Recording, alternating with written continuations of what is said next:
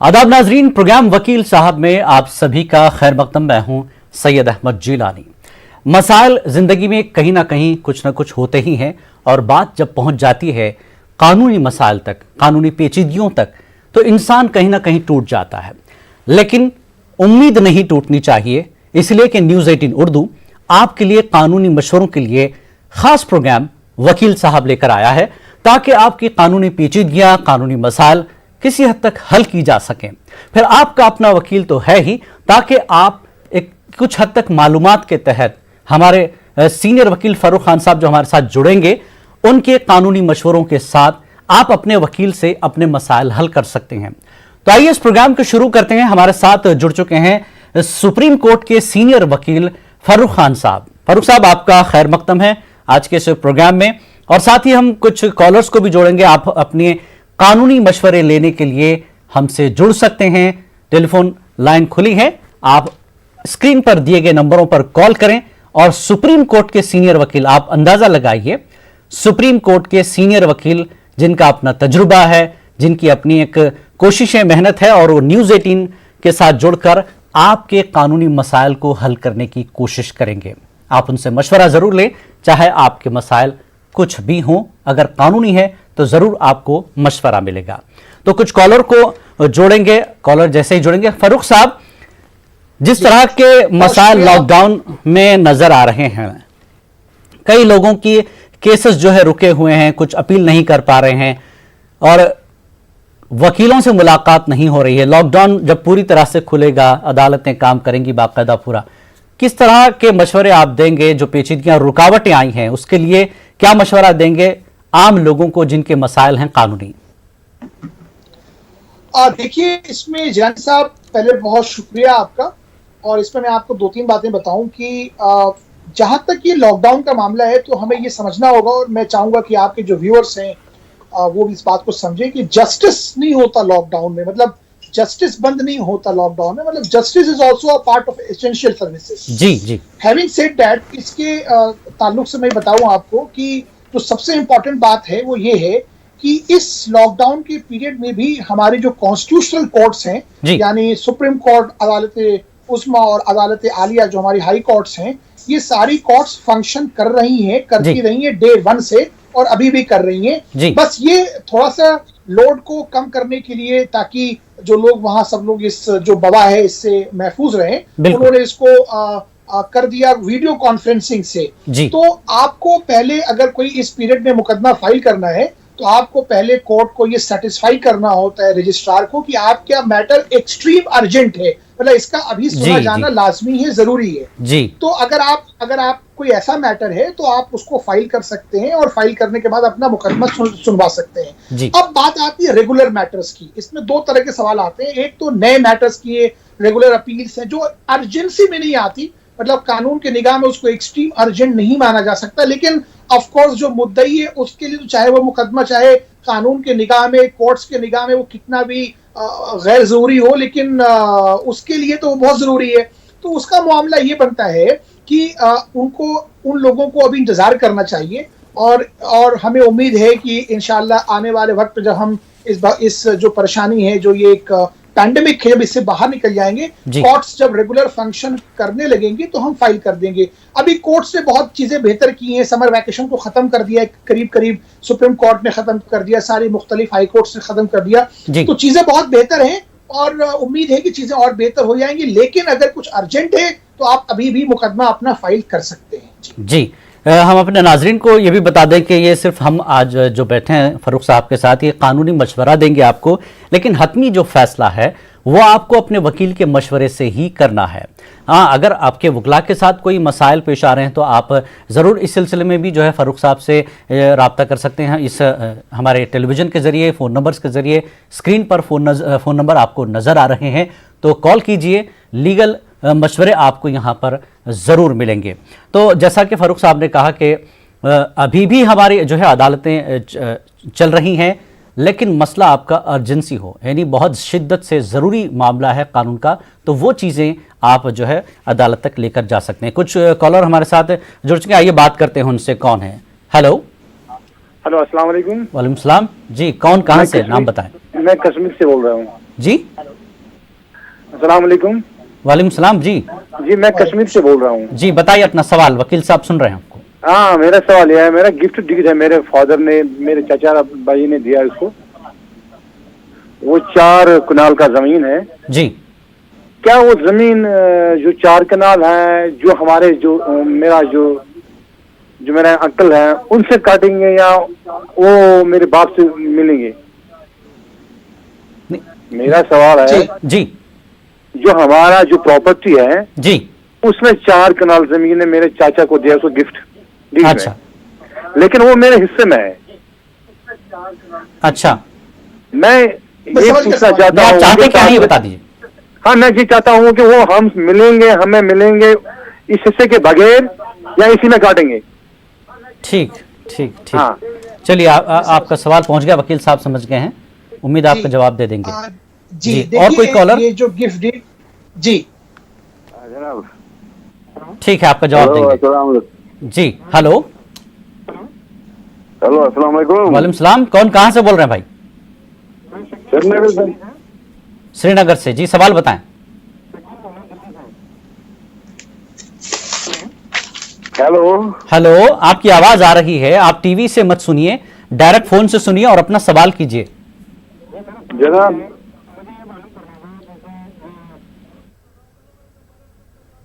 जी लगता है आवाज देर से पहुंच रही है। फारूक साहब, ये जो पहला सवाल था कश्मीरी भाई का 4 कनाल जमीन का चचा को मिली, इन तक पहुंची नहीं मुझे, आप समझ गए सवाल को? जी जवाब। जी वो जिलानी साहब, उनका सवाल ये था, वो गिफ्ट डीड के बाद जिसे हम हिबा कहते हैं, तो गिफ्ट डीड के तहत उनका सवाल ये था कि मुझे उनके वालिदैन ने और उनके चचा को यानी अपने भाई को कुछ 4 कनाल जमीन जो है वो उनको हिबा कर दी, गिफ्ट कर दी। तो पहला सवाल यहाँ पे ये पैदा होता है कि गिफ्ट डीड रजिस्टर्ड है या रजिस्टर्ड नहीं है।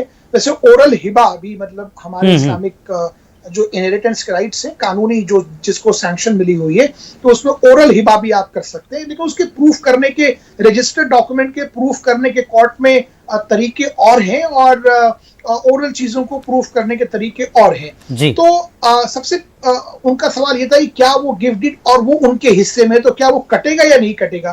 तो देखिए, पहले इस बात को समझने की जरूरत है कि हमारे शरीयत के हिसाब से, क्योंकि हमारे जो फैमिली लॉज हैं और जो इनहेरिटेंस लॉज हैं वो हमारे शरीयत के हिसाब से चलते हैं, ठीक है? तो उसमें वो आपको प्रोटेक्शन मिली हुई है कॉन्स्टिट्यूशनल। तो वालिदैन के जिंदा रहते वक्त जब तक वालिद बाहयात हैं, औलाद का, वो जो अगर मुसलमान है, औलाद का उस पर कोई हक नहीं होता प्रॉपर्टी पे एजर्ट करने का अपने अख्तियार को, right? Subject to certain very exceptional situation, वो बात की बात है, एक्सेप्शंस आर नॉट रूल। तो अगर वालिद साहब बाहयात हैं, अल्लाह उन्हें बाहयात रखे आगे, अगर हैं तो वो आपको, अगर उन्होंने गिफ्ट डीड कर दी है तो अभी ये सवाल ये समझना कि आपके हिस्से में से दिया गया है। अगर उन्होंने हिस्सा कर भी दिया है तो वो उसकी कॉम्प्यूटर वहां पे नहीं आएगी। तो इसके लिए, इसके मजीद इस बारे में आगे पता करने के लिए कि क्या मामलात हैं, वो रजिस्टर्ड है, अनरजिस्टर्ड है, अगर रजिस्टर्ड भी है तो क्या म्यूटेशन उसका हो गया है, जमाबंदी हो गई है जमीन की, या उसमें पोजीशन पे कौन है, ये सारी चीजें डिपेंड करती हैं। मैं सलाह दूंगा कि वो इन सारी चीजों को लेके वहां किसी अच्छे, अपने मकामी अच्छे सिविल लॉयर से मिले, सारे कागजात दिखाएं और उसके बाद उस पर कोई हतमी राय लें। जी, उम्मीद किए आपका जवाब मिल गया होगा जिस तरह से उनको गिफ्ट डीड की गई थी। फारूक साहब बहुत बहुत शुक्रिया। एक और कॉलर है हमारे साथ, आइए उनको भी जोड़ लेते हैं। हेलो हेलो हेलो, अस्सलाम वालेकुम। वालेकुम सलाम जी, कौन कहाँ से भाई? मैं श्रीनगर से बोल रहा हूँ, श्रीनगर जैन के श्रीनगर से जी, अपना सवाल बताएं। मेरा सवाल है, जो 370 और 35A का मसला सुप्रीम कोर्ट में है जी, तो उसमें क्यों वो टाल मटोल हो रही है, उसका फैसला क्यों नहीं दे रहा है? खैर ये जरा एक पॉलिटिकल क्वेश्चन है। मैं माजरत चाहूंगा इसमें जाने साहब, क्योंकि पॉलिटिकल क्वेश्चंस मुझे लगता है कि शो का दायरा, देखिए हमारा ये प्रोग्राम है इसीलिए कि आपके अपने जो जाती कानूनी मसाइल हैं उस पर आप सवाल करें। हम किसी पॉलिटिकल कानूनी मसाइल पे हम किसी को मशवरा नहीं दे सकते, इस पे तो सरकार देखेगी, सरकार सोच रही है, उसके लिए हम पाबंद नहीं है। ठीक है, आपका अपना कोई जाती मसला है, कानूनी मसला है, उस पर आप जरूर सवाल कीजिएगा। हेलो, कोई और कॉलर है, जोड़ लेते हैं। हेलो जी, हेलो। हाँ, कानूनी मसला है जी, बताइए कहां से बात कर रहे हैं, क्या मसला है, सवाल करें। महाराष्ट्र से है, बुल्ढाना जिले से बोलता हूँ, चिखली तालुक का। जी, सवाल बताइए, क्या परेशानी है। सवाल ये है कि जो नेशनल हाईवे रोड है जी, उसमें जो है तो हमारे जो हमने भूमि अभिलेख से निकाले तो 22 फीट है, और अभी उन्होंने जो बना तो 110 फीट होगा वो। जी, हाँ, वो हमने कोर्ट में डाली, दीवानी कोर्ट में बुल्ढाना। अच्छा। हाँ, तो उस पर कोई राय मांग रहे थे हम, जैसे इसका कुछ यानी आपकी जमीन रोड कटिंग में आई है हाईवे के। हाँ ठीक। हाँ, और जो भूमि अभिलेख से निकाले हमने तो 22 फुट है पहला पुराना। अच्छा। और अभी जो है तो तकरीबन 1.5 से 2 एकड़ जमीन गई। अच्छा। हाँ, तो आपको इसका सरकार मुआवजा देती है, क्या कुछ हुआ है इसमें आपके? जी नहीं, अभी तो बस तारीखें चालू है। तो आप चाहते क्या हैं? वकील साहब से क्या सवाल करेंगे, क्या चाहते हैं, पूछना क्या चाहते हैं? वकील साहब से यही सवाल करना चाहता मैं कि इससे कोई सोल्यूशन निकलेगा क्या, हमको मुआवजा मिलेगा क्या? ठीक है, ठीक है, चलिए आपको मशवरा देते हैं, सुन लिया है वकील साहब ने। जी फारूक साहब। जी, पहले मैं वो जो एक चूंकि सवाल पूछ दिया था वो भले पॉलिटिकल टोन एंड टेनर पे था, लेकिन उसका लीगल पहलू चूंकि आपके व्यूअर्स भी देख रहे हैं तो उसका लीगल पहलू हमें ये समझना चाहिए। कभी भी कोई कॉन्स्टिट्यूशनल इशू जब सुप्रीम कोर्ट में जाता है जिसपे आइन के हिसाब से और किसी प्रोविजन का कॉन्स्टिट्यूशनलिटी टेस्ट होती है तो वो प्रोसेस लंबा चलता है, उसके लिए संवैधानिक पीठ बैठती है और मुकदमे उस पर सारे पक्ष आते हैं, अपनी बहस करते हैं, बात करते हैं, फिर कोर्ट्स फैसला देती है। तो कोर्ट्स पे इस तरह का इल्जाम डायरेक्ट लगाना कि वो जानबूझ के डिले कर रहे हैं, ये कंटेम्पचुअस है, ये कंटेम्प्ट के दायरे में आता है। और मैं आपके व्यूअर्स को सबको और हम लोगों को इस बात का ख्याल रखना चाहिए कि हमारी कोर्ट्स जो हैं वो एक एग्जल्टेड बॉडीज हैं, मतलब एक लॉ उस पर एक कॉन्स्टिट्यूशन फ्रेमवर्क में, तो हमें रिफ्रेन करना चाहिए कभी भी कोई चीज कॉन्सेप्चुअस करने से। आप क्रिटिसिज्म कर सकते हैं जजमेंट्स का, कंस्ट्रक्टिव क्रिटिसिज्म करना जो है वो गलत नहीं है, आप बिल्कुल उस पर अपनी ओपिनियन दे सकते हैं, लेकिन जो एक तहजीब और तमद्दुन का जो दायरा है उस पर रह के। बिल्कुल। अब दूसरा सवाल जो पूछा था अभी एक्विजिशन ऑफ लैंड के सिलसिले में, तो इस बारे में मैं उनको ये बताऊं कि देखिए एक्विजिशन ऑफ लैंड का एक अपना सेट तरीका होता है। अगर हाईवे बनी, national highway authority of India ने आपकी लैंड एक्वायर की, एक्विजिशन में आपको नोटिस दी होगी, उसमें ऑब्जेक्शंस फाइल, एक कंपल्सरी एक्विजिशंस भी होती हैं और उसमें आपको एक इमरजेंसी एक्विजिशंस भी होती हैं। तो अगर आपका मुआवजा जो सरकार ने रेट तय किया वो उसके हिसाब से नहीं मिला हुआ है जो आपको नोटिस दी थी, तो ऑफ कोर्स आप उस पर ऑब्जेक्शन फाइल कर सकते हैं। मुझे ये ऐसा लगा आपकी बात से कि आपने ऑलरेडी मुकदमा फाइल कर रखा है, तो अगर आपने मुकदमा फाइल कर रखा है और आपने कहा लोअर कोर्ट में फाइल कर रखा है, तो अगर आपने मुकदमा फाइल कर रखा है लोअर कोर्ट में तो ऑफ कोर्स जो मैटर सब जुडिस है, यानी जो कोर्ट में चल रहा है उस पर कोई चीज बिना डॉक्यूमेंट्स को देखे हुए लीगल ओपिनियन देना बेहतर नहीं होगा। लेकिन मैं आपको एक सलाह ये देते चलूं कि आप अपने लॉयर से बात करें, और इसमें रिट का भी बनता है जुरिस्डिक्शन एक्विजिशन में, जो आप सीधे हाई कोर्ट जा सकते हैं। तो लेकिन वो देखना पड़ेगा कि आपने क्या प्ली ली है क्या नहीं ली, इसको आपको विड्रॉ करना पड़ेगा, हाई कोर्ट जाना पड़ेगा। तो आप उसके लिए वैसी चीजों को कर सकते हैं। तो आप किसी अच्छे इस पे लोकल लॉयर सलाह लें और हाई कोर्ट की सलाह लें और उसके बाद आप इस पे आगे की जो है कार्रवाई करें। बिल्कुल, बहुत बहुत शुक्रिया फारूक साहब। उम्मीद के साहब को ज़मीन के मामले में मुकम्मल जवाब मिल गया होगा, या कानूनी कार्रवाई कुछ हो सकता है, रुकावट हो रही होगी तो आपने उसका आगे का भी रास्ता आपने उसको बता दिया है। चलिए एक और कॉलर है हमारे साथ जुड़ गए, उनको भी बता देते हैं। हेलो हेलो जी, कौन कहाँ से, क्या सवाल है भाई? मैं शकील बोल रहा हूँ दिल्ली से। जी मेरा सवाल ये था कि एक मकान है हमारे वालिद साहब का, पुश्तैनी मकान जी, और हमारे वालिद साहब का इंतकाल हो गया अभी 1 साल पहले, 1.5 साल पहले। ठीक। अब 4 भाई हैं, 5 भाई और 1 बहन है जी। तो वो मकान के हमारे पास कोई पैसे पर्टिकुलर पेपर नहीं है, तो हम उसको अपने मतलब नाम कराना चाहते हैं। तो उसका प्रोसीजर क्या है उसको अपने नाम कराने के लिए जी? क्योंकि और बाकी ऐसा कुछ पेपर नहीं है, कागजात हैं पुराने, मतलब उर्दू में लिखे हुए जी कि भाई हमने ऐसे पैसा दिया, ऐसा किया भाइयों को जी। एक तो ये सवाल था। एक दूसरा सवाल मेरा ये था कि जैसे बाप की प्रॉपर्टी है जी, फादर की प्रॉपर्टी है, उसमें बेटियों का हिस्सा कितना होता है और लड़कों का हिस्सा कितना होता है, और एज पर मुस्लिम लॉ के हिसाब से कितना होता है और एज पर गवर्नमेंट लॉ के हिसाब से कितना होता है, ये मालूम करना था। ठीक है, ठीक है। चलिए, आपका सवाल वकील साहब ने सुन लिया है। कोई और कॉलर है, उनको भी जोड़ लेते हैं। हेलो जी, हेलो हेलो, अस्सलाम वालेकुम। वालेकुम सलाम जी। हाँ, कौन, कहाँ मैं- से, क्या सवाल है? जी, मैं दारुशिफा हैदराबाद तेलंगाना से बात कर रही हूँ जी, सवाल बताएं। देखिए, जी वकील साहब से ये सवाल करना है मुझे।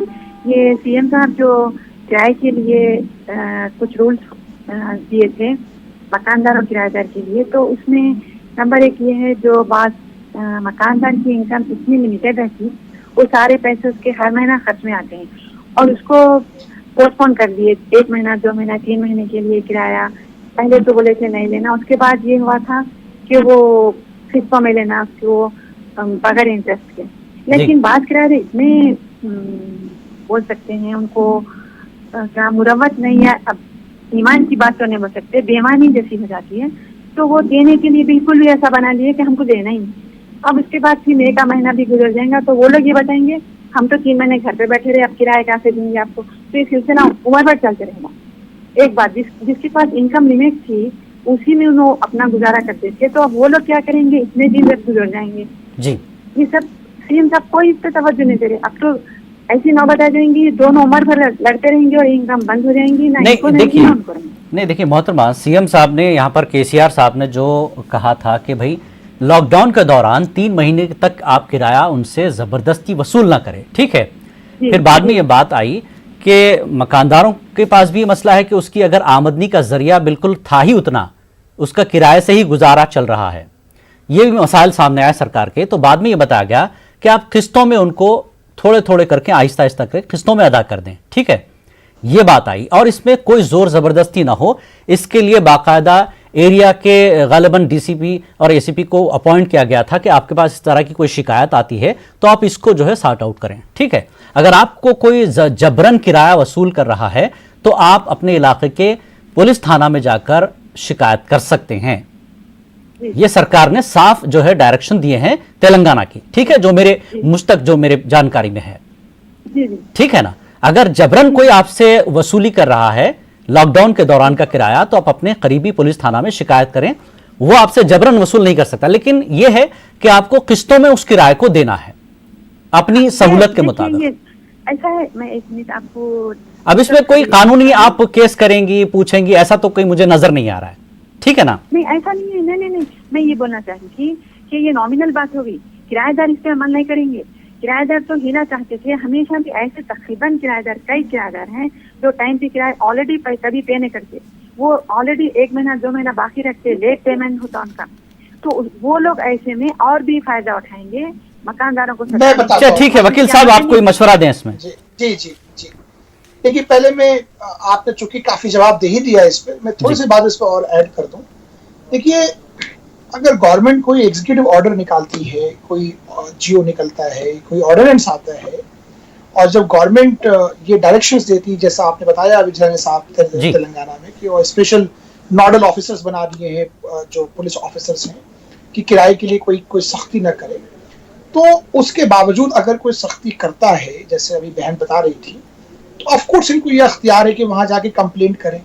और अगर कंप्लेंट के बावजूद पुलिस उनके कंप्लेंट में मान लीजिए कार्रवाई नहीं करती है जी, तो पुलिस की कंप्लेंट के बेसिस पे वो कोर्ट भी जा सकते हैं जी, राइट। वो कोर्ट पे जाके फाइल कर सकते हैं, उस पे आप सिविल सूट इंजंक्शन का फाइल कर सकते हैं, क्रिमिनल वो ऑर्डिनेंस या जियो देखना होगा। और कि साहब इस बीच में जो मकान मालिक मुझे परेशान कर रहे हैं अभी पैसे लेने के लिए, एक मुश्त मांग रहे हैं, वो मैं देने की पोजीशन में नहीं हूं। और जहां तक किस्तों में देने की बात है, वो मेरा प्रपोजल ये है कि मैं इतने वक्त में इतना पैसा आपको दे दूंगी जो भी आपका मेरा किराया है। तो ये सरकार ने, हुकूमतों ने, जो हमारी मुख्तलिफ स्टेट्स की रियासत की जो सरकार है, वो हर तरह के प्रपोजल से देखिए उनको सबको बैलेंस करना है। जैसा आपने कहा कि भाई अगर मकान मालिक का जरिया इनकम माश वही है कि वो किराए से घर चलता है, तो आपने तो उसको किराया नहीं दिया तो वो तो बेचारा सड़क पे आ जाएगा। बिल्कुल, तो इसमें एक बैलेंस बनाने की बात की गई। बिल्कुल, तो उम्मीद करता हूं कि बहन को मशवरा मिल गया होगा। उस हिसाब से आप,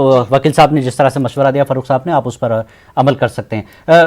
फारूक साहब, एक दिल्ली से जो शकील साहब का मामला था, मकान का मामला, वालिद का इंतकाल हो गया है जी, तकसीम का मामला, उनका देखिए मामला ये है, उनका सवाल जो मुझे जो समझ में आया वो ये था कि वो पुश्तैनी मकान है और वालिद साहब का इंतकाल हो चुका है और उसके दस्तावेज जो मकान के जो कब्जे के या जो मालिकाना हक के दस्तावेज नहीं मिल पा रहे हैं जी। ये अमूमन कोई बहुत एबनॉर्मल चीज नहीं है। पहले के डॉक्यूमेंट्स नहीं मिलते थे, पहले पर्शियन में होती थी। दिल्ली में खास तौर से पुरानी दिल्ली में आप जाएंगे तो आपको आज भी बहुत सारे डॉक्यूमेंट्स मिलेंगे। हम लोग को आज भी ऐसे डॉक्यूमेंट्स देखने को मिलते हैं जो पर्शियन में लिखे होते हैं, फारसी में जब जबान फारसी थी। तो उसका लबाब ये है कि आप उस मकान पे रह रहे हैं, आपने चलिए आपके मकान की ओनरशिप के कागज नहीं है पर आपका बिजली का बिल होगा, टेलीफोन का बिल होगा, गैस का कनेक्शन होगा, बहुत सारी यूटिलिटीज होती हैं, आधार कार्ड होगा, पैन कार्ड होगा, बहुत सारी होती हैं। वो भी ओनरशिप को, टाइटल को सिक्योर करने में आपको वो जो डॉक्यूमेंट्स सपोर्ट करते हैं। वालिद साहब के नाम पे चूंकि बिजली का बिल वगैरह अगर आता होगा तो जमाबंदी के जो जमाबंदी मतलब म्यूटेशन के रिकॉर्ड्स में उनका नाम भी होगा। हाउस टैक्स वगैरह भी आते हैं। जैसे दिल्ली में हमारे यहाँ ये जो हमारे म्यूनिसिपैलिटी के जो कॉर्पोरेशंस हैं, म्यूनिसिपल उनसे हाउस टैक्स वगैरह आता है तो उसकी पर्चियां होंगी। अगर वो नहीं मिल रही है तो आप जाके अपने एमसीडी के ऑफिस में, जो आपका एमसीडी का ऑफिस होगा, यहाँ 3-4 एमसीडी हैं, उनके पास जाके आप वहां से रिकॉर्ड निकलवा सकते हैं। और आजकल बहुत सारी चीजें जो डिजिटलाइज कर दी गई हैं तो आप उसको ऑनलाइन भी निकाल सकते हैं। तो उससे आपको परेशान होने की बात नहीं है और उसमें कोई ऐसी दिक्कत नहीं है कि उसमें आपको कोई बाहर निकाल देगा और आप इतने सालों से रह रहे हो। और तकसीम का जहां तक मामला है, लेकिन तकसीम मैं आपके शो पे पहले भी कह चुका हूं कि कभी हमें स्टैंडर्ड क्लॉज से बहुत लोग कहते हैं कि भाई एक स्टैंडर्ड क्लॉज है। जैसे हमारे पुराने जमाने में था कि भाई 16 आना में 10 आना जो है वो बेटे का है और 6 आना बेटियों का है। लेकिन तकसीम में क्या होता है, जो हमारा शरई जो निज़ाम है, जो कानूनी यहाँ सैंक्शन भी है, उसको तकसीम में क्या है दरअसल की उसमें बहुत सारी जो एक बॉर्डर कैलकुलेशन है, उस कैलकुलेशन में चीजों को फिट करना होता है। जैसे कोई आदमी इंतकाल हो गया उसका, तो पहले उसके ऊपर लाइबिलिटीज क्या हैं, वो मकरूज था कि नहीं था, कर्ज तो नहीं लिया था, उसके बाद उसने कोई वसीयत कर रखी, क्योंकि बहुत सारी वसीयतें इंसान के मरने के बाद ही वसीयत निकल के आती है। उसके बाद डिपेंड करता है कैसी चीजें होंगी। उसमें मान लीजिए कोई बेवा है, किसी बेटे की बेवा है, उसमें मान लीजिए कोई क्या कहते हैं उनका पोता, बहुत सारी चीजें हैं जो कॉम्प्लेक्स हैं। इसमें हमेशा एक एकेडमिक नॉलेज के लिए तो आप जान सकते हैं, पढ़ सकते हैं, इसमें बहुत सारी कमेंट्रीज भी हैं, लेकिन फैक्चुअल जब आप केस के बारे में सलाह दें तो मैं हमेशा लोगों को ये कहता हूं कि आप अपने जो आपके मसाइल हैं कि भाई आप 5 भाई हैं, 2 बहन हैं, या 1 भाई है 1 बहन है, ये प्रॉपर्टीज हैं, ये विल है, ये लाइबिलिटीज हैं, तो वो सारी चीजें लेके आप अच्छे लॉयर से मिले। और वो कोई जरूरी कि लॉयर मुसलमान ही हो। मैं बहुत ऐसे लोगों को जानता हूं जो गैर मुस्लिम है पर वो मुस्लिम इनहेरिटेंस लॉज में मुसलमानों को भी पानी पिलाते हैं, उनको बहुत अच्छी उनकी जानकारी और उनका इल्म है। तो आप उनके पास जाएं, जो भी अच्छा लॉयर हो, और उनसे मिले, उनको अपनी बताएं, वो आपको उसका एक रेडीमेड सॉल्यूशन बना के दे देंगे। जी, तो उम्मीद करता हूं दोनों सवालों के जवाब जो है शकील साहब को दिल्ली के मिल गए हैं कि किस तरह की इसमें जो है मसाइल हैं और उसको आप हल कर सकते हैं। तो हम एक बार फिर अपने नाजरीन को ये बता दें कि हमारे जो सीनियर एडवोकेट हैं सुप्रीम कोर्ट के फ़ारूक साहब, वो आपको कानूनी मशवरा दे रहे हैं, लेकिन हतमी फ़ैसला आपको अपने वकील के साथ ही करना है, मशवरा लेकर के आपका क्या मसला है। हम सिर्फ यहाँ पर आपको कानूनी मशवरा देंगे, रास्ता बताएंगे कि किस तरह से आपके केस को आगे बढ़ाया जाए और इस सिलसिले में क्या कुछ किया जाए। चलिए एक और कॉलर को जोड़ते हैं, हमारे साथ कौन जुड़ा है। हेलो हेलो, वालेकुम सलाम। कौन, कहाँ से भाई? हम तो कश्मीर से, अनंतनाग डिस्ट्रिक्ट से। जी सर, सवाल बताएं। अस्सलामुअलैकुम। वालेकुम सलाम, सवाल बताएं। हाँ, तो हमारा सवाल है, मैंने शादी तो बिहार में की है, मेरा परिवार वहीं पे है आज लॉकडाउन में की वजह से। तो उनके मामा जो प्रमुख रहा है मतलब 2011 में, अब तो उनको इतना मारपीट कर रहा है, ये बताइए कौन सा कानून पुलिस के पास हो जा रहा है, कोई एफआईआर नहीं हो रहा है, तो ये कौन सा कानून है, किस कानून के पास हम जा सकते हैं, क्या करेंगे? अभी तो यहाँ से हमने बहुत कुछ, शादी आपकी बिहार में हुई है, तो आपकी फैमिली कहाँ है? बिहार में है, जिला पटना के। आप कश्मीर में हैं? नहीं, मैं तो कश्मीर में है, मैंने शादी वहाँ किया है, वहीं पे मेरा परिवार आजकल है। अच्छा, ठीक, वहीं पर रुकी हुई है क्योंकि लॉकडाउन की वजह से वो नहीं आ सके। ठीक है, चलिए आपकी बात समझ गए फ़ारूक साहब, आपको जवाब देंगे अभी। जी फारूक साहब, देखिए, एक इस पे मैं बताऊं आपको जिलानी साहब, इनके सवाल के जवाब देने से पहले, कि ये बात आई है, बहुत सारे रिपोर्ट्स में आई है, कोर्ट्स ने भी इसको माना है कि लॉकडाउन की वजह से चूंकि रेगुलर कोर्स लोगों को जस्टिस का जो एवेन्यूज है वो मिलने में तकलीफ हुई है, तो उस वजह से डोमेस्टिक वायलेंस के मैटर में खास तौर पे बहुत इंक्रीज हुआ है, उसमें काफी इजाफा हुआ है। और पुलिस को मैं मतलब एक बैलेंस बनाने के लिए मैं ये भी कह सकता हूँ कि चूंकि पुलिस फोर्स इस वक्त उसकी ज्यादा जो तवज्जो थी वो इस वबा को लेके थी, कोरोना वायरस को लेके है, और लॉकडाउन को इन्फोर्स कराने में और जरूरत की सामान पहुंचने में, और पुलिस की काफी काम भी है भाई, वो पुलिस हैं और डॉक्टर्स हैं, इनकी जिम्मेदारियां काफी बड़ी भी हैं, तो उस पर ज्यादा अटेंशन नहीं दे पाए। लेकिन इसका खैर ऑफ कोर्स ये वो नहीं है, मैं इसका एक्सक्यूज नहीं दूंगा, न मैं कोई पुलिस का स्पोक पर्सन हूँ कि मैं ये कहूँ कि पुलिस ने अगर नहीं किया तो गलत किया, पुलिस को गलत नहीं किया, पुलिस को ये करना चाहिए, ये जिम्मेदारी है उनकी। और इसके लिए हर जिले में आपने देखा होगा, हर थाने में, या अगर हर थाने में नहीं तो हर जिले में 2-4 थानों को मिला के, एरिया को मिला के एक महिला सेल बना दी जाती है, क्राइम अगेंस्ट विमेन सेल कहते हैं उसको, कॉ सेल। तो अगर इनके साथ जैसा बताया कि इनकी एहलिया के साथ या जो भी हैं पटना में उनके साथ मारपीट की गई है या कुछ भी चीजें की गई हैं और पुलिस ने अगर एक्शन नहीं लिया है तो उसका बहुत आसान तरीका है, आप पुलिस नहीं सुन रही है, थाना नहीं सुन रहा है, आप एसएसपी को दीजिए, 154(3) सीआरपीसी का होता है रिप्रेजेंटेशन, वो नहीं सुन रहा है, 156(3) फाइल कीजिए। जरा लॉकअप है, लॉकडाउन है, दिक्कत है, लेकिन अर्जेंट मैटर्स लोअर कोर्ट में भी सुने जा रहे हैं। अच्छी बात ये है, तो आप जाके बताएं कि साहब मेरी जान को खतरा है, अगर ये लॉकडाउन के चक्कर में आपने मुझे प्रोटेक्शन नहीं दी जिसका मैं शहरी होने के नाते मुझे अख्तियार है, तो मैं तो बचूंगा ही नहीं, तो फिर तो मेरे लिए तो लॉ कुछ रह नहीं गया। तो आप कोई अच्छा लॉयर हायर करें और बिल्कुल होगा, और आप रिप्रेजेंटेशन दें एसएसपी को लेके, डीजीपी को लेके, बल्कि बिहार के जो डीजीपी काफी प्रोएक्टिव रहते हैं सोशल मीडिया पे, मुकेश्वर पांडे जी, तो आप इन लोगों को लिखिए और चीजें होंगी, बिल्कुल होंगी इंशाल्लाह, परेशान ना हो और कोर्ट जाएं आप। जी चलिए, उम्मीद करते हैं आपको मशवरा मिल गया होगा, जैसा कि फारूक साहब ने कहा, आप इस मशवरे पर अमल करते हुए ये काम कर सकते हैं। एक और कॉलर को जोड़ लेते हैं। Hello hello hello hello hello. तो बहरहाल हम बातचीत का सिलसिला जारी रखेंगे। नाजरीन, यहाँ पर हम बातचीत कर रहे थे, जिस तरह से कुछ सवालात आए हैं जिन चीज़ों को लेकर, लॉकडाउन को लेकर अभी जैसा कि एक सवाल आया है, इस पर भी मशवरा दिया है, और मैं समझता हूँ कि इस सवाल से कई लोग जूझे होंगे, कोई यहाँ फंसा है, कोई वहाँ फंसा है। तो ऐसे में आप जो है कानूनी राय मशवरा लेकर पहुँच सकते हैं, अपने लवाकिन से मिल सकते हैं, अपने अफराद ख़ानदान से मिल सकते हैं। जो मसाइल हैं वो यहाँ पर हम आपको राह दिखाने की कोशिश करेंगे, सिर्फ कानूनी मशवरा है। तो यहाँ पर रुकेंगे एक छोटे से ब्रेक के लिए, तो ब्रेक के बाद जल्द हाजिर होते हैं।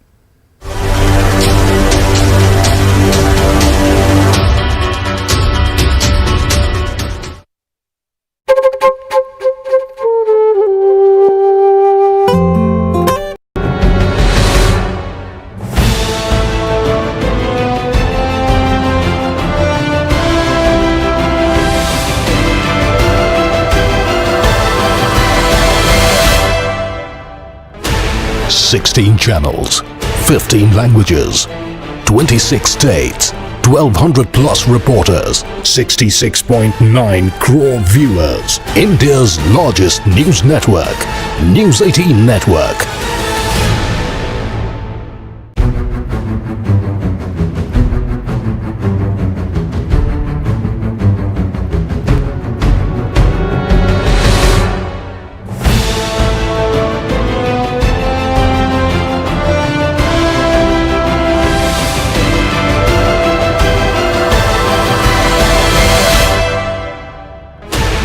$16 channels, 15 languages, 26 states, 1,200 plus reporters, 66.9 crore viewers. India's largest news network, News 18 Network.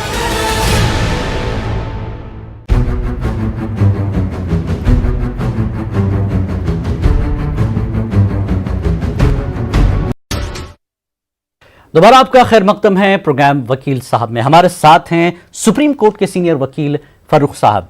तो फारूक साहब, को फिर एक बार जोड़ेंगे और सबसे पहले हम जोड़ेंगे एक कॉलर को, हमारे साथ जुड़ चुके हैं। Hello hello hello hello hello जी, कौन कहां से, सवाल बताए भाई।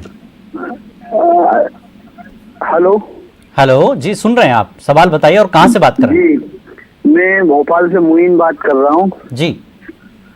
तो मेरा ये सवाल है वकील साहब से, जैसे मेरी अभी खाला है, खाला का क्या है कि इद्दत हुई थी, तो इद्दत के 4 महीने बाद उनके नंदों ने ना परेशान करना चालू कर दिया जी। तो उसका सामान वामान अभी हमने उठा लिया है और एक लड़का है खाला का जी, तो उनके हिस्से में वो घर आ रहा है, तो ये 6 महीने नहीं चाह रहे कि उनकी 6 महीने जो हमारे खालू का इंतकाल हो गया है जी, तो उस पर क्या करना है आप बता सकते हैं, थोड़ा सा केस करें या। ठीक ठीक है, सुन लिया, वकील साहब ने सुन लिया, आप उनके जवाब को इत्मीनान से सुने, उस हिसाब से काम करें। जी वकील साहब। इस पे जिलानी साहब मैं कोई सलाह दूंगा कि इसमें जो रिलीजियस पहलू है इद्दत वगैरह का, कि वहाँ अगर मुश्किल हो रही है वहाँ से हटने में, तो इसके लिए मैं बेहतर नहीं होऊंगा जवाब देने के लिए, क्योंकि ये आलिम का काम है और मुफ्ती का मैं अपने आप को कॉम्पिटेंट नहीं समझता इस मामले में कमेंट करने के लिए, बल्कि मेरी जानकारी है मैं उसको बताना भी देना चाहूंगा। जी जी जी। कानूनी जहां तक मामला है, अगर उनके साथ उनकी जो नंद हैं, जो उनके मरहूम शौहर की बहनें हैं, अगर वो परेशान कर रही हैं या वो चीजें पर दिक्कत पर रहते हैं, तो आप कानून का सहारा लीजिए, पुलिस कंप्लेंट फाइल कीजिए। जैसा मैंने अभी पहले वाले सवाल में दिया कि आप पुलिस कंप्लेंट फाइल कीजिए, पुलिस नहीं सुन रही है 154(3) CRPC में आप रिप्रेजेंटेशन एक कंप्लेंट फाइल कीजिए अपने जिले के SSP को भोपाल में, वो भी नहीं सुनते तो आप कोर्ट जाइए, कोर्ट भी, लोअर कोर्ट्स भी अर्जेंट मैटर्स को सुन रही है, ऐसा नहीं वो बिल्कुल बंद है, आप लॉयर हायर कीजिए और वो मैटर को सुन रहे हैं। और जहां तक प्रॉपर्टी, देखिए एक बात समझिएगा कि मरहूम के इंतकाल के बाद उनको घर से निकाला नहीं जा सकता, कानून उन्हें पूरा प्रोटेक्शन देता है, उनको भी देता है और उनके बच्चे को भी देता है, जो आपने बताया बेटा है। तो अगर वो उनकी बच्चे की फूफियां और उनके शौहर के, मरहूम शौहर के जो फौत हो गए उनकी बहनें निकालना चाहती हैं, तो आप इस पे इंजंक्शन ले सकते हैं, डोमेस्टिक वायलेंस का मुकदमा भी फाइल हो सकता है और वो निकाल नहीं सकते। जहां तक इद्दत का मामला है, देखिए मैं एक चीज आपके और व्यूअर्स के सवाल से दूंगा, क्योंकि हम लोग चूंकि पेशे से वकील है, रोज ये चीजें देखते हैं। देखिए हमने ये देखा है कि नॉर्मली हमारे मुआशरे में एक इशू है जो कि पॉजिटिव भी है और थोड़ा सा उसको मैं नेगेटिव भी कहता हूँ कि नॉर्मली औरतों के साथ, लड़कियों के साथ जब जुल्म होता है तो मायके वाले लोग जो हैं वो उसको समझाते हैं कि भाई घर बसाना है, मतलब सारी जिम्मेदारी जो है वो लड़की के कंधे पे ये घर बसाने की और सह लो। लेकिन मैं उन लोगों को ये सलाह दूंगा, क्योंकि जाती तजुर्बे की बुनियाद पे कि हमने देखा है कि ऐसे लोगों के साथ बहुत बुरा हुआ है और उन लड़कियों को, कुछ लोगों को मार दिया गया है, जान से मार दिया गया है। तो अगर इस बात का थोड़ा सा भी शुबा हो जाए तो अपनी लड़की की बात पे यकीन करें, और अगर आप उस पर इन्वॉल्व हो उसको अलग न छोड़ें, और अगर आपको ये लगता है कि इस पे मसला ज्यादा टेढ़ा है, खराब है, तो आप प्लीज उस पर कानूनी कार्रवाई करें, अलग होने की कार्रवाई करें। लड़की तलाक शुदा अगर तलाक है तो उसकी हुजूर वो ज्यादा बेहतर है बहैसियत लड़की न होने से।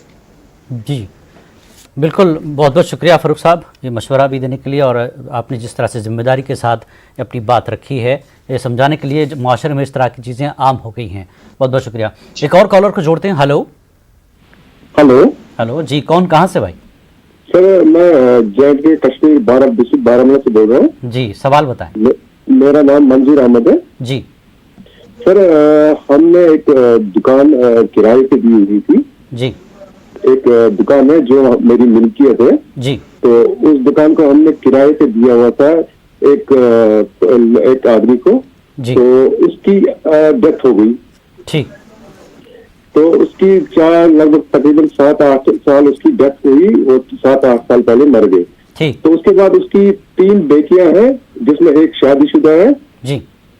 तो सर हमने उनको केस किया हुआ है लोअर कोर्ट में जी कि आप हमें दुकान वापस दे दीजिए, क्योंकि टेनेंसी आपकी खत्म हो रही है। जो आपकी हमने शॉप आपको किराए पे दिया हुआ था जी, उसकी मुद्दत खत्म हो गई और जो मर गया किराएनामा जिसको बोलते हैं या डिस्ट्रिक्ट टेनेंसी बोलते हैं जी। तो हमने उसको किराए पर जो दिया हुआ था अब हम उसको बोलते हैं कोर्ट के जरिए कि आप हमें जो एक्चुअल पोजीशन है शॉप की वो आप हमें वापस दे दीजिए। जी अब क्या आ रही है? वकील साहब से सवाल है जी कि क्या हम वो मतलब कानूनी तौर पर वो हमें दुकान वापस लौटा सकता है या उसके लिए क्या? चलिए ठीक, आपका जवाब देंगे, बात समझ गए हैं जी वकील साहब। देखिए ऐसा है कि सबसे पहले तो ये डिटरमिन करना होगा कि जो एग्रीमेंट आप जो कि आपकी मिल्कियत थी और आपने किराएनामे के बेसिस पे उनको किराए पे दिया था, वो एग्रीमेंट का टेन्यूर क्या था, टर्म क्या था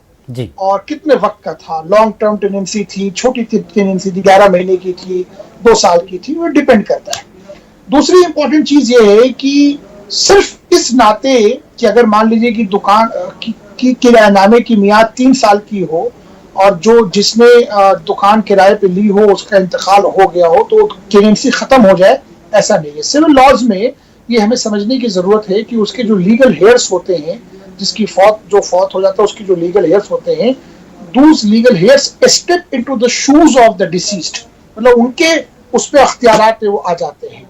तो हाँ, अब ये मौत होना टेनेंसी खत्म होने की कंडीशन नहीं है अनलेस कि एग्रीमेंट में लिखा हुआ हो ये बात कि भाई अगर आपकी मौत के बाद ये एग्रीमेंट का मामला खत्म हो जाए। अगर नहीं लिखा है तो फिर खत्म नहीं होगा। नंबर 2 इंपॉर्टेंट सवाल है, जरा वक्त लूंगा इस पे थोड़ा सा जी। और इस पे नंबर 2 पे ये है कि अगर वो जो उनके जो बच्चे हैं जो अब वो दुकान पे काबिज हैं बहैसियत किराएदार, अगर वो आपको किराया नहीं दे रहे, क्योंकि जो जिम्मेदारियां उनके वालिद पे आयद थी किराएनामे के हिसाब से, वही जिम्मेदारियां उन पे भी आयद हो गई, राइट।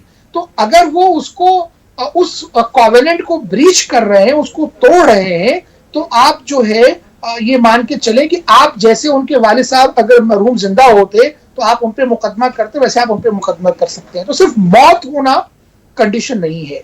इस सवाल के कॉन्टेक्स्ट में जो है वो एक चीज मैं और बता दूं आप लोगों को, सब लोग आपके व्यूअर्स को। देखिए एक अमूमन हमारे यहाँ बड़े लोग गलतियां करते हैं, हमारे यहाँ किराएनामे को लोग रजिस्टर्ड नहीं कराते, भाई मतलब 2 साल का कर लिया, 4 साल का कर लिया। तो मैं बताऊं आपको कि देखिए अगर 11 महीने का किराएनामा है तो रजिस्ट्रेशन कराना लाजमी नहीं है, सेक्शन 17 रजिस्ट्रेशन एक्ट के हिसाब से। पर 11 महीने से अगर ऊपर का किरायानामा है तो मैं आपके सारे व्यूअर्स को जो भी ये शो को देख रहे हैं मैं उनको सलाह देना चाहूंगा कि आप उसको जरूर रजिस्टर्ड कराएं।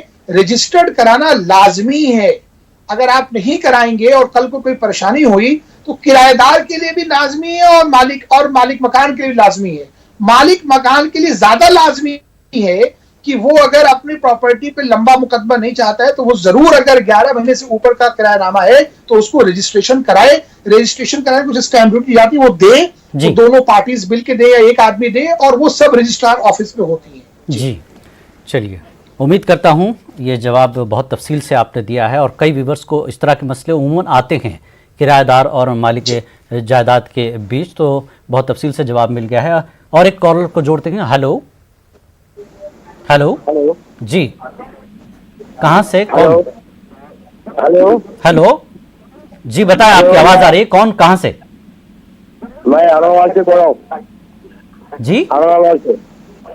हेलो हेलो, हाँ बताइए, सवाल बताइए। औरंगाबाद, महाराष्ट्र, औरंगाबाद जी, औरंगाबाद। सवाल बताएं भाई आपका। हमारा सवाल ये है, 2 पार्टनर की प्रॉपर्टी है जी। चचा ताया हमारे। अच्छा, तो एक के 12 से 20 साल है, अब 13-12 से दोनों के मिला के 12-13 है जी। हेलो जी जी, आपकी आवाज आ रही है, बताएं। 13-12 से जुमला दोनों की डेट हो गई। अच्छा, और 4 जो बड़े 4 जन बेच डाले, 4 लोगों ने 9 जन की नई संपत्ति लेते हुए हमारी परमिशन लिए नहीं, दूसरे 4 ने बेच डाले। अच्छा, आपकी प्रॉपर्टी आपके पार्टनर से बेच दी? हमारे 2 पार्टनर, हमारे वालिद साहब के 2 पार्टनर है। ठीक। तो अब उसमें दोनों की डेट हो गई, वालिद साहब की भी हमारे ताया की भी। ठीक। और उसमें हमारे ताया के बच्चों ने 4 बच्चों ने बेच डाले। ठीक ठीक ठीक है, ठीक है, ठीक ठीक जी, आपका सवाल समझ गए वकील साहब। आप जवाब, ये इनका मामला ये था कि इनके शायद वालिद साहब और इनके ताया साहब कारोबार में पार्टनर भी थे, ज्वाइंट ऑनर थे। मिन जुमला जमीनें होती हैं जहां जमीनें ज्वाइंट होती है। मैं मिन जुमले के बारे में बता दूं लोगों को कि क्या होता है कि बहुत सारी ऐसी जमीन भी होती है जो खानदानी होती है, जो जैसे मान लीजिए 1 बीघा जमीन है अब 1 बीघा जमीन में 2 फरीक मालिक अलग, मतलब बाप के बाद बेटे आ गए, पोते आ गए, तो वो अलग अलग नाम चढ़ता गया। लेकिन ये डिमार्केटेड नहीं है लैंड की कौन सी लैंड एक ही है कौन सी बी की है, उसे मिनजुमला कहते हैं जी। दूसरी चीज क्या है कि अगर इनके ताया के लड़कों ने जो मतलब जो जमीन ज्वाइंट ओनरशिप में थी इनके वालिद साहब में और इनके ताया साहब में, अगर उस जमीन को उन्होंने गैर बेच दिया इनके हिस्से को भी, तो वो गैर कानूनी सेल मानी जाएगी और इसके लिए उनको जो सेल डीड हुई है जिसको उसको आप इनको चैलेंज करना होगा, नंबर 1। नंबर 2 ये कि अगर ये भी देखना होगा कि वो क्या पार्टनरशिप फॉर्म वगैरह के नाम पे थी या वो इनहेरिटेड प्रॉपर्टी थी, यानी पापा और ताया को दादा से जमीन मिली थी, या उन्होंने पार्टनरशिप फॉर्म कोई बना ली और उस पर, क्योंकि ये कारोबार की बात कर रहे थे, पार्टनर की बात कर रहे थे जी। तो इसके लिए आप अपने वहां लोकल जिले में जहां भी हैं आप अच्छे सिविल लॉयर से मिले, उनको सारे कागजात दिखाएं और उस पर उनकी हतमी राय लेके आगे बढ़े। मेरे समझ से प्रमा फेसाई ये लगता है कि आपको ये register cancellation for sale deed का मुकदमा बनना चाहिए जी। जी चलिए, बहुत बहुत शुक्रिया फारूक साहब। एक और कॉलर को जोड़ते हैं। हेलो हेलो हेलो, अस्सलाम वालेकुम। वालेकुम सलाम। कौन भाई, कहाँ से बात कर रहे हैं? मैं कश्मीर से बोल रहा हूँ जी। अपना सवाल बताएं। मेरा सवाल है, मैंने किसी दलाल से 2008 में जमीन 10 मरला खरीदा जी। तो 10 मरला जमीन मैंने खरीदा है 2008 में, ठीक, दलाल से जी। और पैसा मैंने पूरा उसको दे दिया जी। फिर सर हो गया काम, उस पैसे में उसने बोला आपको मैं इसका कागज भी पूरा इसी में दे दूंगा, आपको कागज के लिए पैसे खारिज नहीं करे, इसमें पैसे दिए जी। फिर कुछ देर के बाद जिधर वो रहता है वहाँ उसी के पड़ोस में मैंने वो जमीन खरीदा जी। तो फिर उसको जिसका वो जमीन था उसके साथ उसको तनाजा हो गया, दलाल और असली जमींदार को आपस में टकराव हो गया जी जी। मैं आ गया फिर अपने घर से, जो जमीन उसने मुझे दिया जिस पर मैंने कागज पत्थर वत्थर डाला था, तो मैं आ गया, मैंने इसके मकान में रिहाइश की क्योंकि ये मुझे कागज नहीं दे रहा था। अब मुझे हो गया इसके मकान में 12 साल जी। खुद वो भाग गया इस मकान से, जो अपना मकान उसको था वो खुद भाग गया बाल बच्चे लेकर जी। अच्छा, वो अपने गाँव चला गया, मैं उसके मकान में आप 24 घंटे रहता हूँ, रखवाली भी करता हूँ उस मकान का, सब कुछ मैं उसको कर रहा हूँ, मगर कोई किराया विराया कुछ नहीं है। जब उसने मेरे साथ यही किया जी, तो आज तक मुझे वो कागज नहीं दे रहे हैं। ठीक, तो अभी उस मकान पर आप काबिज हैं जी? ठीक है, आपके पास कागज नहीं है? कागज भी नहीं है, मगर जो जमीन जिसका वो तनाजा था जी, जो मैंने खरीदा था, मैंने उसको भी कब्जा किया, ठीक, उसको भी मैंने कब्जा करके रखा, मगर दलाल मुझे सामने नहीं आता, वो कागज नहीं देता, नहीं उस जिम्मेदार के सामने आता है जिसका असली जमीन था जी, उसको कुछ पैसों के ऊपर में टकराव हो गया। चलिए ठीक है, आप वकील साहब को सुने, आपका सवाल वकील साहब समझ चुके हैं, अब वो क्या मशवरा दे रहे हैं आप गौर से सुने जी। वकील साहब, इस पे जैन साहब इनको मैं मशवरा ये दूंगा कि सबसे पहले चूंकि इन्होंने 12 साल बड़े गिन के बताए, 12 साल right to adverse position create करता है सीपीसी के हिसाब से जी।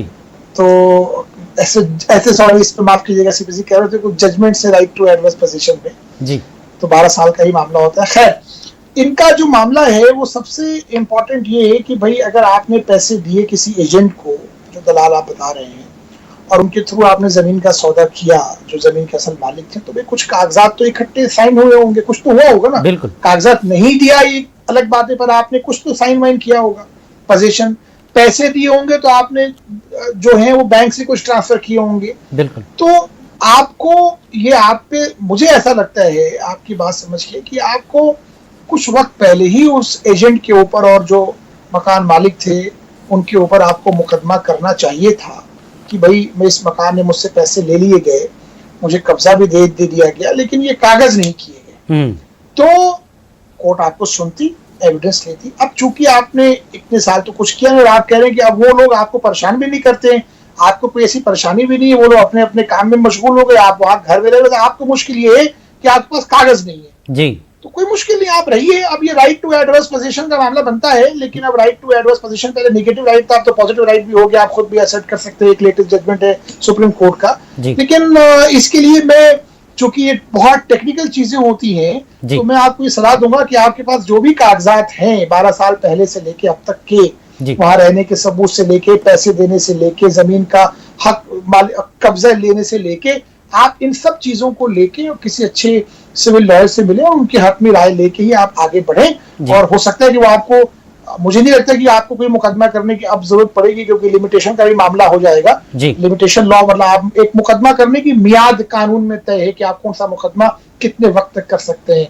लेकिन ये देखना पड़ेगा डॉक्यूमेंट्स देखने के बाद कि आप लिमिटेशन से बाहर होते हैं नहीं होते, तो आप किसी अच्छे लॉयर से मिले और सलाह लें उनसे। इस मेरे मशवरे को ध्यान में रखते हैं। जी बहुत बहुत शुक्रिया। उम्मीद के भाई को जवाब मिल गया होगा। एक और कॉलर को जोड़ते हैं। हेलो हेलो जी, अस्सलाम वालेकुम। वालेकुम सलाम। कहाँ से बात कर रहे हैं, कौन? हेलो, हमारा नाम है लड्डन पठान, दिल्ली से बोल रहे हैं। दिल्ली से जी, सवाल बताएं भाई। आप अपना सवाल जो है फोन पर करें और फोन पर ही सुने, टीवी पर ना सुने प्लीज। जी हमारा सवाल ये है साहब कि हम जो है रहने वाले, आप अपना सवाल कंटिन्यू करें, टीवी का ऑडियो बंद कीजिए और फोन पर सुनिए। अच्छा जी जी, हम लड्डन पठान बोल रहे हैं दिल्ली से जी। हमारा सवाल ये है कि हम यूपी अलीगढ़ में सिकंदराबाद में हमारा गांव है जी। वहाँ पर सन 1955 में हमारी मदर ने 55 में 56 में हमारी मदर ने प्लॉट लिया था जी, कस्टूरियन से प्लॉट लिया था। ठीक। वो कस्टूरियन के प्लॉट के पेपर हमारे पास आज भी हैं। ठीक।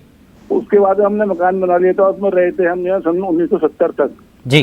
उसके बाद हम जो है दिल्ली आ गए थे मुलाजिमत के लिए सिलसिले में। ठीक। उसके बाद में जो 3 भाई थे, हम तीनों भाई जो है दिल्ली आ गए थे। उसके बाद में जो है वो प्लॉट, जो मकान गिर गया था, प्लॉट बन गया था। ठीक। लेकिन उसको, वो प्लॉट को जो है हमारे भाइयों ने हमें भी साथ ले गए थे। वो हमारी मर्जी नहीं थी, लेकिन वो जो है उसको फरोख्त कर दिया था किसी लेडीज को। ठीक। हम नहीं चाहते थे फरोख्त करना, नहीं चाहते और आज भी नहीं चाहते। ठीक। तो अब हम ये पूछना चाहते हैं वकील साहब से, क्या उसमें वो प्लॉट जो है हमें वापस मिल सकता है? ठीक है, ठीक है, आपको जवाब देंगे। जी वकील साहब, ये भी सवाल कुछ मिलता जुलता पहले वाले से ही है। मतलब कानूनी अगर हिसाब से देखें, फैक्ट्स भले अलग हैं जी। देखिए लड्डन साहब, ऐसा है कि अगर आपकी जमीन, आपका प्लॉट, आप चाहे दिल्ली में रहें या आप हिंदुस्तान के किसी कोने में रहें या दुनिया के किसी कोने में रहें, आपकी प्रॉपर्टी अगर है कहीं भी जिसके आप मालिक हैं, तो उस पर किसी को अख्तियार नहीं है कि वो जाके जबरदस्ती कब्जा कर ले या कोई किसी को बेच दे। फ्रॉड होते हैं डॉक्यूमेंट्स में, इसमें कोई भी दो राय नहीं है। देखिए उसका इलाज ये है कि आप पहले उसके रिकॉर्ड्स निकालें, पहले सब रजिस्ट्रार ऑफिस से देखें कि भाई वो जमीन किसने किसको बेची, और पेपर्स मिल जाएंगे इजीली, आप इंस्पेक्शन लगा के ले सकते हैं। और उसके बाद आप उस पर मुकदमा फाइल कर सकते हैं, एविक्शन का, कैंसिलेशन ऑफ सेल डीड का, और साथ में फ्रॉड का भी, जिसने आपको इम्पर्सोनेट किया उसको करने के लिए जी।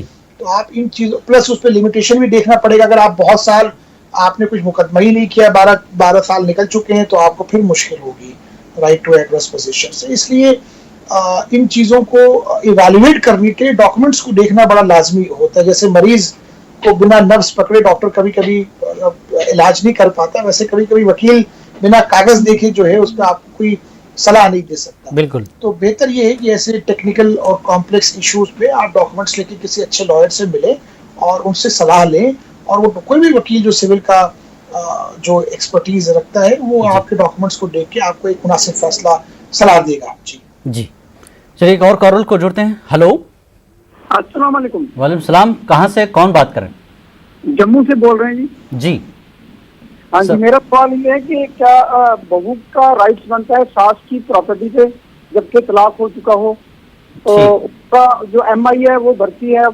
सास ही लोन है, बैंक लोन है, तो उसके बावजूद वो मतलब वहाँ पे कमरे में आके काबिज हो गई है, तो कहती है कि मैंने इधर ही रहना है, जबकि बैंक लोन है MI उसकी 12,000 पर मंथ भरती है वो सास, तो बैंक लोन है, और 2006 से वो केस हाउसिंग लोन है वो एक। तो दूसरा सवाल मेरा ये है कि कोई झूठा केस हो, जैसे कि किसी को भाई बंदी बना के रखा 10 दिन 8 दिन, तो अमर उजाला पेपर में भी शाया कर दिया इन्होंने ये न्यूज, तो बाद में वो इस्लामी कोर्ट में पेश होती है, वहाँ पे वो केस खारिज होता है, झूठा सदर होता है, तो उसने अमर उजाला से भी रुजू किया जी कि भाई ये आपने न्यूज क्यों लगाई। तो उन्होंने कहा कि हम ठीक कर देते हैं, लिहाजा हमने ठीक करवाने के लिए उनको फोन नहीं किया था, हमें इस केस की नॉलेज नहीं थी, इसलिए हमने फोन किया। तो अब मैं इस सतर्क का दावा करना चाह रहा हूँ, तो इसके लिए मैं दलील लेना चाह रहा हूँ वकील साहब की। जी ठीक है, वकील साहब ने सुन लिया है। तो दो पहलू है सवाल के इनके। जी, पहला जवाब देता हूं। देखिए, मदर इन लॉ के नाम प्रॉपर्टी है, बहू वहां रह रही है, और अगर उसका शौहर भी वहां रह रहा है तो उसको राइट टू शेयर्ड एकोमोडेशन तो है डोमेस्टिक वायलेंस एक्ट के हिसाब से। जी, अगर हस्बैंड भी वहां नहीं रह रहा है तो फिर उनका कोई राइट नहीं है। मदर इन लॉ की प्रॉपर्टी में बहू का कोई ऐसा अख्तियार नहीं, अनलेस की प्रॉपर्टी इनहेरिटेड ना हो उनके वाले, अगर उनकी खुद खरीद उनकी, उसमें बहुत सारे एंगल्स है। लेकिन अगर वो हस्बैंड वहां पे रह रहा है तो आप उसको वहां से बाहर नहीं, क्योंकि उसका भी राइट टू शेयर्ड एकोमोडेशन का एक कमरा जैसा होता है वो रह सकते, उसको ये प्रोटेक्शन है कहा उसमें लॉ में, डोमेस्टिक वायलेंस एक्ट में। दूसरा जो आपने कहा कि किसी गलत मुकदमे में किसी को रखा गया और आपने उसको रुजू करने को कहा, सारी चीजें करने को कहा, किसी अखबार का नाम लिया आपने, तो मैं उसमें आपको सलाह दूंगा कि आप के पास ऑप्शंस हैं। अगर आपको लगता है आप उनको नोटिस दीजिए कि भाई इसको आप सही कीजिए और ये आपने गलत जो है वो न्यूज शाया की, और उसके बावजूद वो नहीं मानते तो आपके पास अख्तियार है कानून में, आप डिफेमेशन फाइल कर सकते हैं, आप प्रेस काउंसिल ऑफ इंडिया में मुकदमा फाइल कर सकते हैं। वो आपको किसी अच्छे लॉयर से मिलकर उस पर आगे की सलाह लेके आपको आगे बात बढ़ानी चाहिए। जी चलिए, एक और कॉलर को जोड़ते हैं। हेलो हेलो हेलो, कहाँ से कौन बात कर रहे हैं? हाँ, नागपुर से बात कर रहे थे। जी, सवाल बताए भाई। हाँ, हमारा सवाल था। हेलो जी जी, सवाल बताए, सुन रहे। टीवी पर मत सुनिए, आप फोन पर सुनिए, टीवी को ऑफ कर दीजिए, टीवी का वॉल्यूम जो है बंद कर दीजिए। हमारा सवाल था जी। हाँ, एक 2 एकड़ हमारे दादा ने दिए थे हमें। जी। हाँ, तो उसमें हमारे हिस्से में बावड़ी थी। जी। और हाँ, हमारे हिस्से में बावड़ी थी। जी। कुआं। जी। हाँ, कुआं था। तो अगले वाले जो हमारे तायर भाई है, उनकी भी 2 एकड़ उनका भी हिस्सा था हमारे बावड़ी में। जी। हाँ, तो अब पूरी खत्म हो गई, यानी पूरी डगर गई वो बावड़ी। हाँ, तो हमने उनसे कहा कि हम पूरा बनाएंगे हम दोनों मिलके, तो उन्होंने तैयार नहीं हुए। अच्छा। हाँ, तो खेत के लिए हमको क्या करना पड़ा, हमारी नया कुआं खोदना पड़ा है। ठीक है। हाँ, तो हमारा नया पूरा होने के बाद में आप कह रहे हैं वो जो पुराना है वो हम बन के निकालेंगे। ठीक। हाँ जी। लेकिन अब हम जब तैयार थे तो जब वो तैयार नहीं थे। ठीक, तो अभी दिक्कत क्या आ रही है, परेशानी क्या आ रही है? हाँ, तो परेशानी ये है कि आप वो बोल रहे हैं कि हमको करना है, वो 4-5 फीट रहा है सिर्फ। हाँ जी जी, ठीक है, मैं समझ गया। ये ठीक है वकील साहब, आपका जी, ये बेसिकली डिवीजन का प्रॉपर्टी की तकसीम में या कुछ जॉइंट प्रॉपर्टीज के उसमें कुएं को लेके मामला है। जी। और इनको नया कुआं बनाना पड़ा, और उसके बावजूद उनका जो जॉइंट कुआं है वो अब उसको डेवलप करना चाहते हैं। तो अगर ये एग्रीव्ड है उनके किसी एक्शन से, इनको लगता है कि इनकी किसी भी राइट का वायलेशन हो रहा है, तो ये कोर्ट चले जाए, इंजंक्शन वगैरह ले लें उस पर। तो ये चीजें, चूंकि देखिए एक बड़ा इंपॉर्टेंट पहलू होता है, मैं आप बता दूं आपके व्यूअर्स को जी, कि हमारे मुल्क का जो फेडरल सिस्टम है, मतलब सरकार जो हमारी केंद्र में है, यूनियन में है, सेंटर में है, और जो हमारी रियासतों में है, वैसे ही कानून बहुत सारे अख्तियारात कानून बनाने के हमारी रियासती सरकारों को भी हैं। जी। तो जमीन के मामले में खास तौर से, जमीन इज ए स्टेट सब्जेक्ट, तो लॉ बनाने की जो पावर है वो स्टेट सरकार को, इसीलिए आप देखेंगे कि मुख्तलिफ स्टेट्स में जमीन के मुख्तलिफ कानून होते हैं। जी। ठीक है, हालांकि revenue related transfer of property act basically जो प्राइमरी लॉ है वो तो सेंट्रल लॉ है जी। तो इसलिए जमीन के मामले में खास तौर से, जैसे कुएं वगैरह को लेके, चूंकि बहुत पुराने मामले हैं, कुएं को लेके, तालाब को लेके, इस पे स्टेट के कुछ अलग लेजिस्लेशंस भी हैं, तो इसलिए वहां लोकल लॉयर से मिलना और उनसे पूरी सलाह लेना ये इनके लिए बेहतर होगा। जी, बहुत बहुत शुक्रिया फरूख खान साहब आपका। तमाम व्यूअर्स को जो जिन लोगों ने सवाल किए हैं उनका आपने बहुत सी तशफ़ी बख्श जवाब दिया है और कुछ तफसील से भी बताया है, और जिस तरह के मुकदमे कॉमन होते हैं उसमें भी आपने उसके लिए मशवरे दिए हैं। तो हमारे तमाम व्यूअर्स को मशवरा देने के लिए आपका बेहद शुक्रिया। और एक बार हम नाज़रीन को बता दें कि ये कानूनी मशवरा था और आपके जो कानूनी मसाइल हैं वो आप अपने वकील से हतमी फैसला लेकर मशवरा कर कर ही, जैसा कि फारूक खान साहब ने कहा, स्टेट सब्जेक्ट अलग अलग होते हैं, स्टेट के कवानीन अलग होते हैं, तो उस हिसाब से अपने कानूनी मसाइल को हल करें। तो वकील साहब में आज फिलहाल इतना ही। आदाब।